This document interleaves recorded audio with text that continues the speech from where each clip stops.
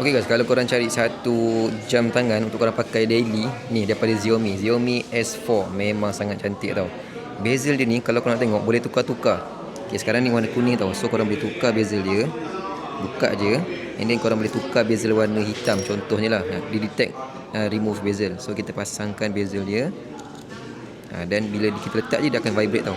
So bila kita letak je, dia akan terus tukar watch face yang sesuai dengan bezel yang warna hitam ni. So kita tekan saja OK untuk kita gunakan watch face yang sekarang ni, yang warna hitam ni.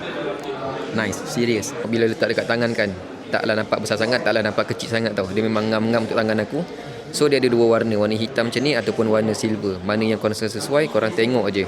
And then apa yang best dekat sport ni, dia ada 150 sport mode. So korang boleh pilih korang nak lari ke, nak jump rope ke, swimming ke, tak ada masalah punya. Selain daripada tu, dia ada juga fall detection tau. Katalah korang bawa motor ke, atau korang tengah jogging kan, tiba-tiba korang jatuh kan, so dia akan detect yang korang jatuh, kemudian dia akan connect dengan phone korang, dan dia akan terus call emergency contact. Nice. Harga dia tak mahal pun. Kalau kita tengok dalam ni, harga dia macam ni. So korang tengok korang dapat berapa, ada dalam beg kuning. Tekan je, okay.